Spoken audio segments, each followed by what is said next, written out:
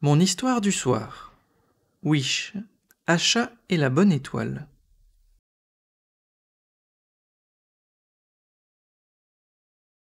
Magnifico, le roi de Rosa, possède le pouvoir d'exaucer le souhait le plus cher de ses sujets. Une fois qu'ils l'ont révélé, ils l'oublient aussitôt, car le souverain conserve les vœux en lieu sûr.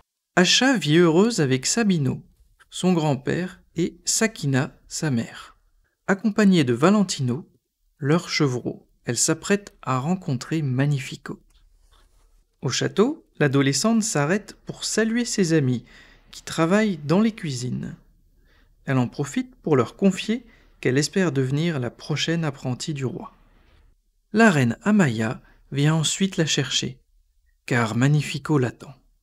Dans les escaliers, la souveraine affirme à Acha qu'elle croit en elle et qu'elle voit que le sort des habitants lui tient à cœur. Le roi conduit Acha dans l'observatoire, où il conserve les bulles de vœux de ses sujets. Là, il lui explique qu'il n'exauce que les souhaits qui sont utiles au royaume. Dans ce cas, ne faudrait-il pas rendre les autres vœux à leurs propriétaires ? S'étonne Acha. Chacun a le droit de poursuivre son rêve par lui-même. C'est moi qui décide qui réalise son vœu ou non, conclut Magnifico sévère. Au terme de l'entretien, Acha n'est pas engagé. Pire encore, lors de la cérémonie des vœux qui suit, le roi n'exauce pas le souhait de Sabino, dont c'était pourtant l'anniversaire. Désespérée par la situation, Acha se réfugie dans la forêt. Perchée sur la branche d'un arbre, elle adresse un vœu au ciel étoilé. Que chacun ait la chance de poursuivre ses rêves. Tout à coup, une lumière vive descend sur tout le royaume, répandant le bonheur autour d'elle. Puis Star, l'étoile qu'Acha vient de prier, apparaît. La jeune fille apprend alors que tous les êtres sont faits de poussière d'étoiles. La boule dorée entraîne la jeune fille dans l'observatoire, afin d'y récupérer les vœux de sa famille. La petite étoile retrouve celui de Sabino, mais pas celui de Sakina. Lorsque Magnifico découvre qu'Acha a repris un vœu, il se rend chez elle. Pour punir la jeune fille, il détruit la bulle de Sakina, qui hurle de douleur. Acha s'enfuit avec sa mère et son grand-père sur une île. Dès que sa famille est en sécurité, elle repart avec Star et Valentino, déterminée à arrêter le roi malveillant.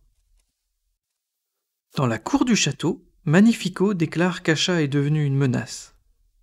Au même moment, une souris vient chuchoter à l'oreille de la reine, missionnée par Acha. Le petit animal supplie Amaya de les aider.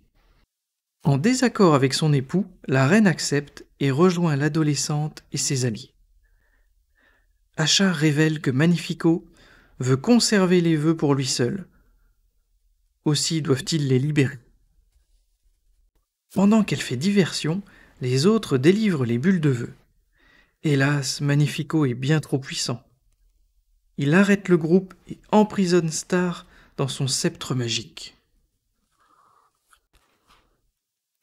Aussitôt, les bulles retombent sur le sol.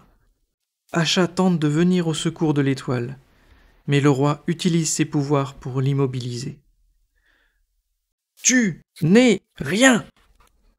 hurle-t-il.